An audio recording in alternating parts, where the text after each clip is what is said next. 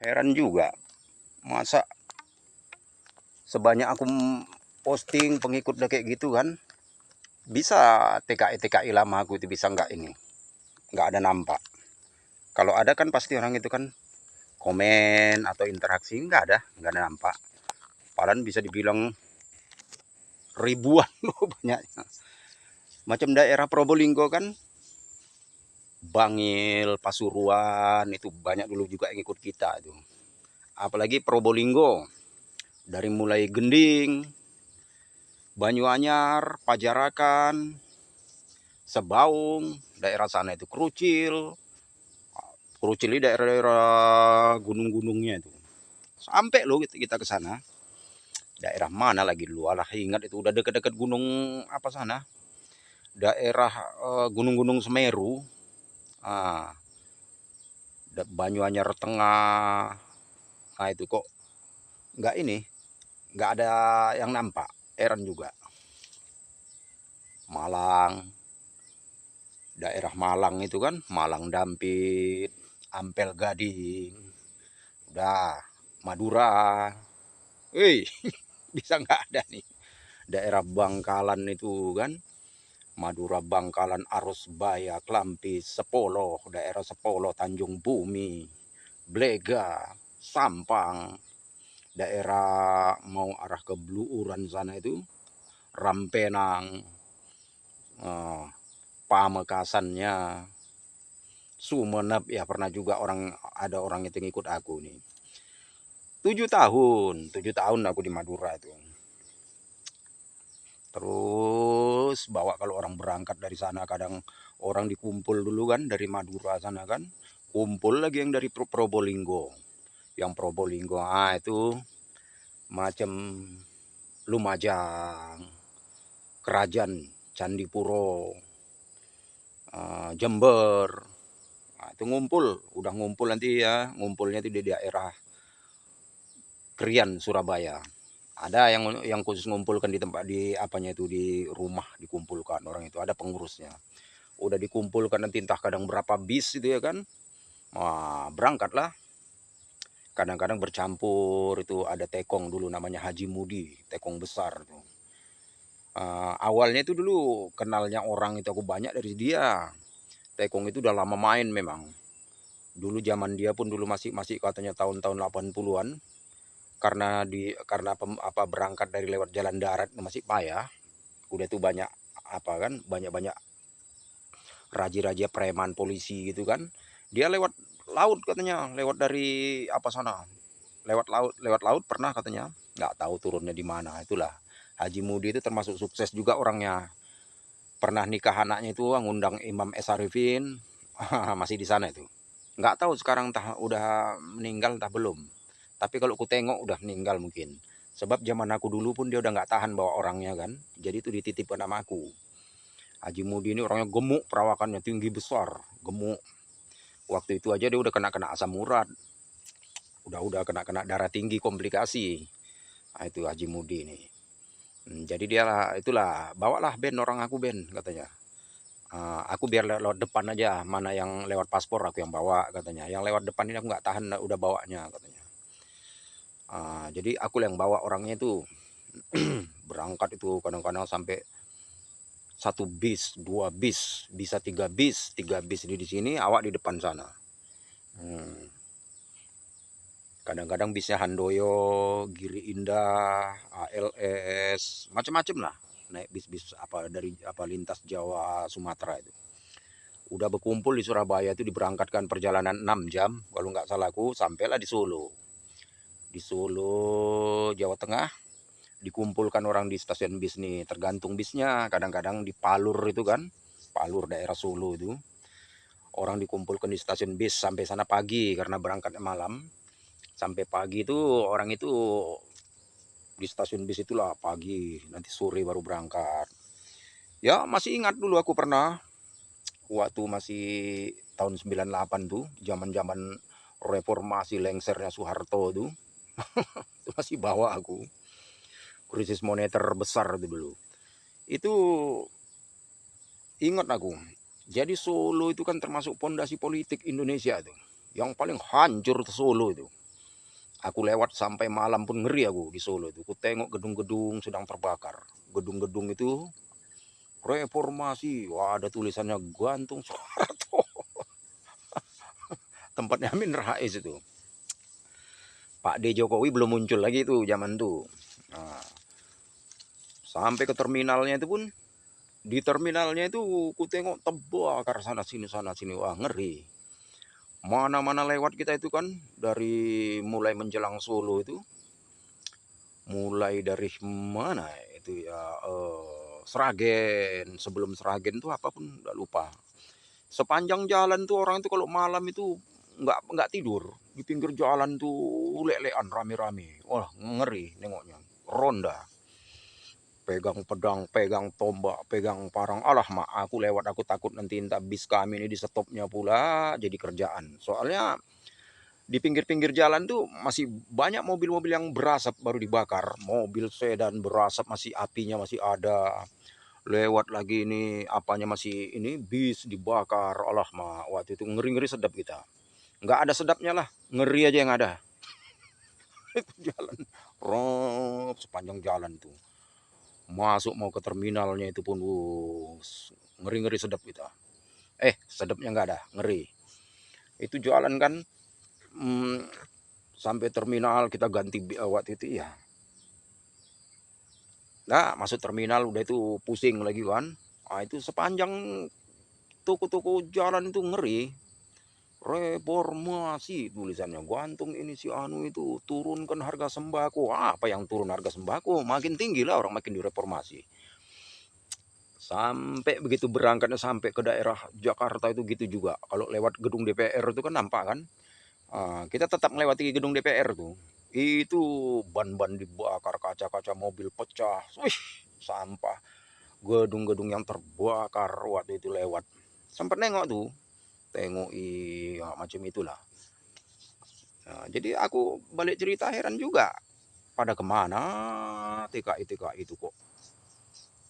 Apa ini? Udah gym? Nggak mungkin gym semua. Masa itu pun banyak yang lebih muda-muda dari aku lagi. Pada nggak nampak itu. Jadi di Madura itu keluh kesahnya itu ya gitulah. Tinggal di Madura. Zaman itu pun aku masih di Madura itu perang pula Sampit Sanggauledo. Wah, Kalimantan itu masih perang tuh. Madura sama sama Dayak di Kalimantan itu. Jadi waktu ku tengok di Madura itu, kadang-kadang dalam sehari dipulangkan satu kapal. Satu kapal ada yang cacat, ada yang gila, ada yang apa, ada yang termenung gini, aja anaknya hilang. Anaknya kadang-kadang tiga apa meninggal semua gara-gara perang di apa itu Sampit Sanggauledo itu kan, Sambas, peristiwa Sambas. Nah, kadang-kadang dipulangkan 3 orang, 4 orang, 3 orang, 3 kapal, 4 kapal itu. Kadang-kadang gue tengok tetangga di dekat aku tuh sempat ada yang sempat mengeluarkan dia pengusaha kayu di apa itu di Kalimantan. Di sempat dia menyelamatkan kol diesel itu ada 3 kol diesel baru-baru pengusaha Madura itu. Entah cemana lah mungkin bayar mahal entah apalah waktu itu. Itulah. Jadi waktu itu Madura itu waktu itu masih zaman Gus Dur itu. Wah, apa bertambah rame Madura itu karena kedatangan orang-orang Madura, bahkan orang Madura yang nggak ngerti Maduranya di sana dia pulangkan. Dia kan kadang-kadang banyak Madura yang lahir-lahir di apa itu di daerah Sanggauledo, Sampit, Sambas, Kalimantan itu. Nah, itulah jadi di Madura itu ya kadang-kadang nggak ada saudara, nggak ada ini, tapi karena ya namanya udah bersatu bahasa berapa, ya cepat aja adaptasinya, itulah. Zaman-zaman itu. Jadi kalau didengarkan cerita orang itu seram-seram juga ceritanya. Aduh deh, saya punya anak 2 deh, mati deh, katanya. Wah, ada juga itu. Ah, kalau kita ceritakan jenis luka-luka yang cacat-cacat di situ nanti kita kena pelanggaran Facebook ya kan. Kena Meta ini memang nggak nampak loh, algoritma ini nggak nampak nih. Tapi dia ngintip-ngintip, aku nampak tuh ngintip dia tuh. Nanti salah ngomong kita diadukan sama Meta. Itulah ajab kita dibikin nih. Jadi macam itu di Madura itu.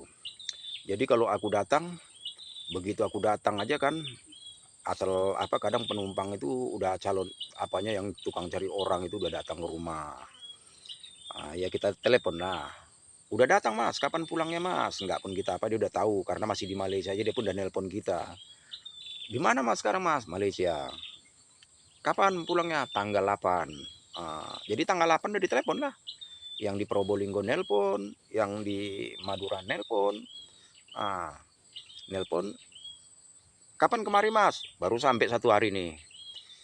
"Iya, udah sampai situ baru besoknya pergi ke daerah pedesaan di Madura sana, itu daerah-daerah dekat Rampenang sana, kadang di 10, daerah 10, Bangkalan. Nah, itulah.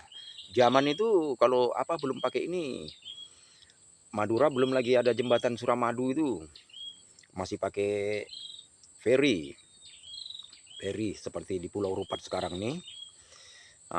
Mobil begitu naik, masuk. Kadang-kadang ada entah berapa isinya. Berangkat. Dalam perjalanan itu kadang-kadang entah mungkin ada 1 jam. Kadang kalau sedang ada masa-masa sedang rame atau bisa lebih. Di feri itu enak loh, feri itu kan mobil di bawah, banyak orang jualan, di atasnya itu ada karaokean. Wah, banyaklah orang ini penyanyi, masa itu belum ada ini, bukan karaoke, masih organ-organ tunggal. Waktu itu YouTube belum, kalau nggak salahku belum ada. Belum rame lah waktu itu kan. Wah, siapa mau nyanyi-nyanyi. Tapi yang paling banyak ku tengok apalah fans-fans Romai Rama yang nyanyi di situ. Terlalu. Itu banyak nyanyi di situ. Berangkat, nanti turun, naik ke bis lagi. Macam itulah. Sama macam di Merak itu. Merak Bakauheni. Kalau sekali berangkat, cuman sana ukurannya besar. Kapal dari Merak itu ukurannya besar. Cuman banyak pungli. Punglinya banyak. Asal kita turun nanti kadang-kadang diminta lah tiket ini, tiket menyambut pon, tiket menyambut ini, kok dimintai penumpang. Tulisannya itu tiket apa itunya, kertasnya ditulisnya 600 peraknya. Yang diminta itu 2.000, 3.000. 3.000, 2.000 preman di situ. Kalau sama aku penumpangku jangan coba-coba, nggak aku kasih. Jangan bayar, aku bilang. Cuman ini Mas nyambut pon, iya nyambut pon, tengok kau tengok itu 600, tapi nggak, jarang ada yang berani kayak gitu. Karena ada polisinya berdiri di situ. Kalau kita nggak peduli, geng. Mau siapa kau. Pokoknya 600, bayar 600, bilang. Kadang-kadang dalam 1.500 kesuruh 2 orang. Kadang-kadang jangan lebih. Ini tengok bacanya 600 menyambut PON, Pekan Olahraga Nasional. Enggak usah kalian bodoh-bodohi, bilang. Kadang-kadang preman-preman Banten itu nengok, siapa lah orang ini. Nggak peduli. Medan, geng. Mana ngeper, nggak ada jipernya lah. Naik ke kapal tuh. Selalu tuh kayak gitu tuh. Di kapal kadang kuperhatikan kapal pun hati-hati. Kapal itu kan sekali naik, apa aku pernah kukira itu truk truk aja ya, truk campur kendaraan lah. Itu hampir 80 kendaraan bisa naik ke perut kapal itu. Ke perut kapal penyeberangan Pulau Sunda, apa Selat Sunda itu. 2 jam tuh, 2 jam lebih. Itu naik. Udah asal kita udah naik kan, ini bis ini masuk ke perut kapal. Perut kapal itu lebar, pengap. Yang namanya asap ini nggak bisa keluar.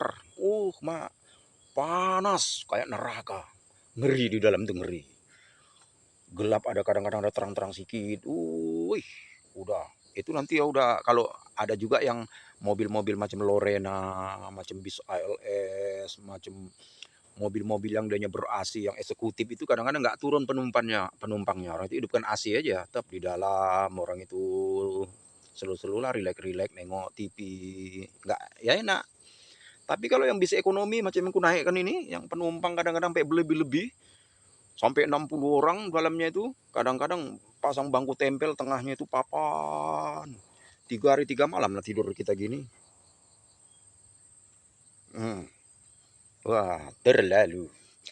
Jadi udah, yang bis ekonomi ini nggak tahan, panas, turun semua, naik ke dek atas kapal tuh. Naik ke atas, Di atas tuh ada tempatnya, tempat nengok video apa TV, dibukanya lah video ceritainnya, kumpul di situ. Mana yang di luar, tengok ke bawah ada hiburan. Anak-anak merak itu kan berenang. Anak-anak merak itu lempar, itu tinggi nih, berapa puluh meter ke atas itu kapal itu. Orang itu di air berenang. Sediakanlah duit siling, kalau orang Malaysia cakap siling, duit koin. Itu orang itu berebut, kadang-kadang 8-15 orang ada. Kita lempar sana, orang sana lemparkan duit itu, macam mana kita lemparkan dapat ditangkap orang itu. Lemparkan cuma masuk dalam air, kejar, nyelam, naik udah digigitnya di mulut nih. Lagi bang, lagi, lempar. Orang kalau udah biasa nyebrang situ, dia pasti nyediakan itu. Begitu naik, sediakan duit apa? Duit logam, siling ataupun koin.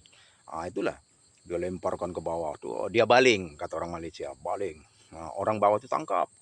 Wah. Itu Selat Sunda tuh. Jadi di dalam tuh banyak orang jualan.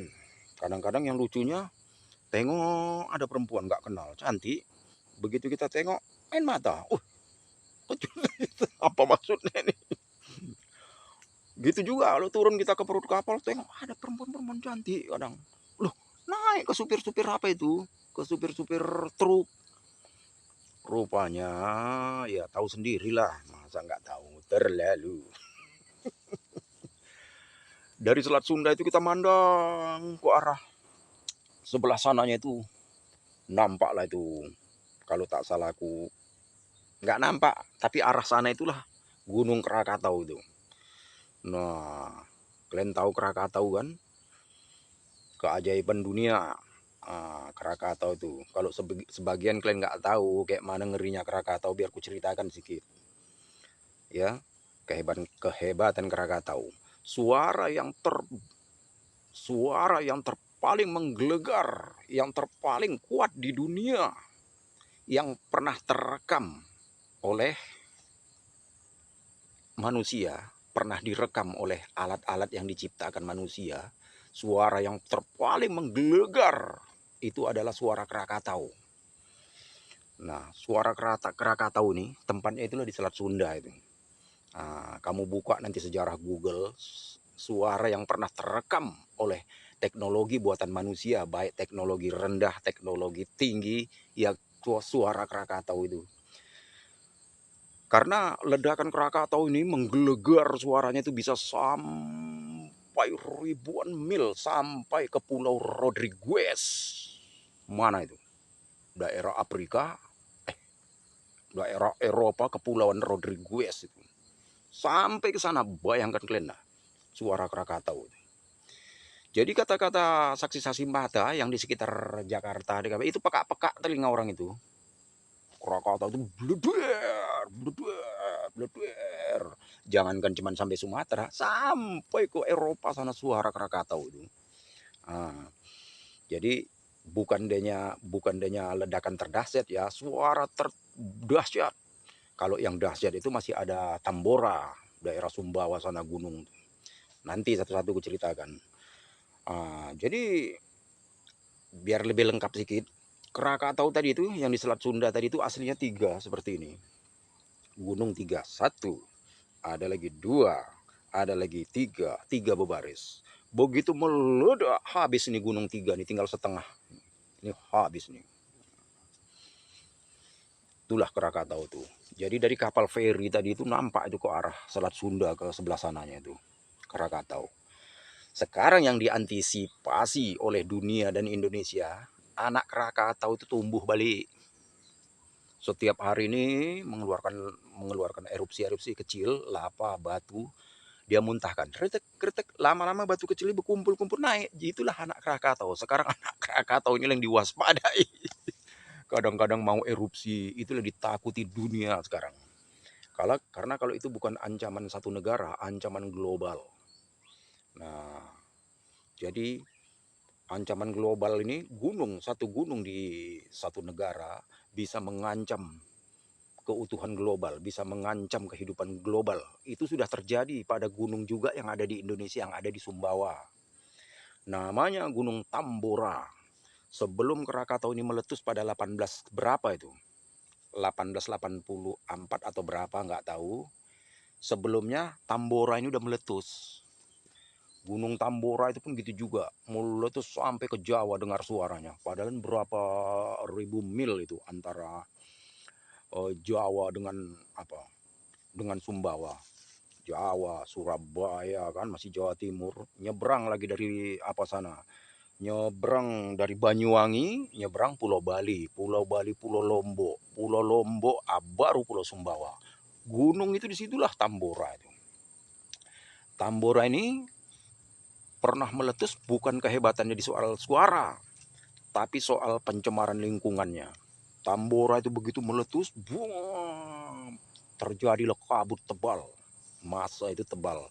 Tahun 17, masa itu kalau tak salah masih zaman Napoleon Bonaparte.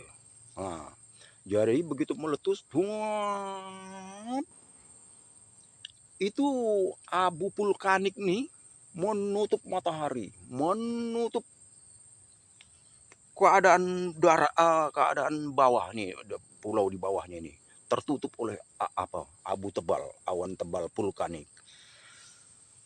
Lama kelamaan dibawa angin terkirimlah ke Eropa. Sampai di Eropa itulah masa 6 tahun Eropa itu gagal panen. Panen kuda mati. Banyak tanaman tak jadi panen, banyak kelaparan, banyak orang mati, banyak ternak-ternak mati. Padahal kiriman abu vulkaniknya dari Sumbawa Indonesia. Itu di zaman, kalau tak salah silap aku tak salah baca itu, zaman Napoleon Bonaparte kalau tak salah. Maka karena orang dulu memakai kendaraan kuda kemana-mana, teguduk teguduk teguduk teguduk teguduk teguduk teguduk teguduk teguduk, habis banyak kematian. Karena kuda ini tadi banyak mati, kendaraan nak pergi sana sini itu udah tak bisa, maka muncullah ide. Jadi munculnya ide ini dari pemikiran kritis, daripada keadaan alam yang kita ini banyak muncul ide-ide yang unik-unik itu dari keadaan susah, dari keadaan menderita waktu itu Eropa. Muncul ide, disitulah mulai keluarnya basikal. Orang karena kuda sudah tak ada, mereka ciptakan basikal. Mulailah buat roda dari kayu, mulailah buat ini itu, mulailah mereka aja. Itulah dari situlah munculnya basikal. Jadi 6 tahun waktu itu sampai, kalau tak salah silapku, kalau salah ceritaku ini kamu klarifikasi ya, kamu perbaiki, atau kamu jangan langsung menyalahkan saya sepenuhnya. Namalah cerita macam ini. Jadi masa itulah masa Napoleon Bonaparte. Itulah kekalahan Napoleon Bonaparte. Waktu Bonaparte membawa pasukannya menyerang Moskow, Rusia. Menyerang Rusia. Dengan Rusia ini, karena kekuatan besar Eropa zaman itu, British, Inggris, dan Perancis dipimpin oleh Napoleon Bonaparte. Jadi waktu Napoleon Bonaparte boleh taklukkan seluruh Eropa kecuali Inggris, British. Dia kembangkan jajahannya dekat Rusia. Rusia tahu, zaman itu tak tahu siapa pemimpinnya. Dia sudah dengar berita pasukan Napoleon Bonaparte yang sangat ditakuti, sangat digeruni ini, kata orang Malaysia, nak datang. Dia punya ide, begitu nak datang ke Moskow itu, semua apa yang ada rumah dia bakar. Wah, bakar. Lepas itu mana semua rakyatnya, seluruh suruh ngungsi.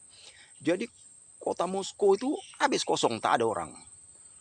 Napoleon Bonaparte ini dia datang, begitu sampai dia terjebak dengan badai salju, terjebak oleh keadaan cuaca yang sudah diprediksi oleh orang Rusia. Wah, itu luar biasanya Rusia nih. Mulailah Napoleon Bonaparte itu, jadi karena keadaannya itu memang serba kekurangan pangan, kekurangan ini itu ya, ditambah lagi peristiwa Gunung Tambora inilah yang membawa kerusakan. Karena matahari tak tembus, gelap aja. Lepas itu Jadi ide daripada pemimpin Rusia ini berhasil. Waktu itu entah siapa pun, lupa saya pemimpinnya itu. Bukan Stalin. Stalin ini masih zaman siapa ini? Joseph Stalin. Yang nak menelan Hitler tuh, itu sudah zaman lebih modern. Nah, jadi berhasil. Pasukan Napoleon Bonaparte ini keletihan, kekurangan pangan, kesejukan, kehabisan ini itu. Dia datang sudah jauh-jauh, tengok lawan tak ada. Sedangkan daerah Moskow itu Rusia itu sangat besar, negeri terbesar di dunia kan. Disitulah hancurnya Napoleon Bonaparte ini. Jadi mau tak mau, boleh tak boleh, mereka pulang. Hancur, disitulah hancurnya awal pertama Napoleon Bonaparte ini. Prancis, France, nah, dia pulang. Disitulah dan ide daripada gagasan pemimpin Rusia ini, dia membakar seluruh kampung supaya musuh tak dapat duduk kat situ. Ini ditiru di Indonesia, ditiru oleh Jenderal A.H. Nasution. A.H. Nasution ambil sejarah nih. Dia terapkan ide ketika Belanda membonceng pasukan Nika. Pasukan Nika ini Inggris juga, Britain, yang menjajah Malaysia tuh. Jadi Belanda ini karena dia sudah kalah waktu itu oleh Jepun, dia masuk balik tapi dia bawa pasukan Inggris nih. Jadi Jenderal A.H. Nasution mengingat nih pasukan Inggris dan Belanda ini akan duduk kat Bandung, langsung A.H. Nasution serukan pada rakyat-rakyat waktu itu, bakar semua rumah, semua bakar, wajib, tak ada ini tuh, pokok bawa seperlunya, bawa barang makanan. Udah dibakar, kita lari dekat hutan, bakar. Makalah disebut Bandung Lautan Api. Makanya kan Bandung Lautan Api itu pernah jadi lautan api Bandung tuh. Dah lepas tuh, jadi Nika, Inggris dan Belanda waktu itu tengok semua tebako habis, tak jadi nak duduk, pergi patah balik. Gagal. Nah itulah, jadi ide itu cepat dia tiru. A.H. Nasution itu, Jenderal A.H. Nasution ini jagonya gerilya. Dia pandai bergerilya, perang gerilya. Makalah dia terbitkan buku pokok-pokok gerilya itu sampai dipelajari dekat Vietnam. Perang gerilya ini untuk menghadapi Belanda, dan Jenderal Sudirman ini jagonya gerilya, perangkat hutan tropis. Karena waktu itu Belanda perlengkapan serba lengkap, jadi harus perang gerilya. Lawan ketika berperang dia tak nak menghadapi, tapi begitu lawan tidur malam, dia bunuh. Macam itu, lama-lama Belanda stres. Ini efektif, dan inilah perang gerilya ini ditiru oleh pasukan-pasukan kat Vietnam dulu. Karena persamaan hutan antara Indonesia dan Vietnam itu banyak kesamaan. Hutan Indonesia, Vietnam, Malaysia, Thailand, Myanmar, Burma dulunya. Itu banyak kesamaan, hutan tropis. Jadi cara gerilya ini, taktik gerilya ini boleh dibawa ke hutan yang sama, hutan tropis. Macam itulah. Makanya lah pasukan Amerika itu kalah dekat Vietnam itu, dihantam oleh pasukan Vietnam dengan cara gerilya. Oke. Jadi tadi balik cerita lah dulu. Penumpang tadi kan masih kat kapal tadi itu, ya kan? Jadi macam itu. Ini ceritanya baru kat kapal ya, belum sampai lagi ke Sumatera kemana semua. Tapi saya tutup dulu berapa menit. Kalau saya teruskan nanti, kasihanlah audiens nih. Tak semua audiens nih dia ada paket. Ada juga yang paketnya gratis. Jadi nanti yang paket gratis cuman tengok, tak boleh tengok video saya. Paket gratis. Dia cuman boleh tengok foto. Dia tak dapat nanti nak komentar. Kalaupun ada yang dia punya paket yang wifi itu boleh sampai habis. yang tak pakai paket nih, yang paketnya masih apa nanti kan kadang-kadang habis setengah jalan. Oh katanya. Jadi biar jangan terlalu panjang lu video. Oke, sampai di sini dulu, besok kita cerita lagi. Sip, terlalu.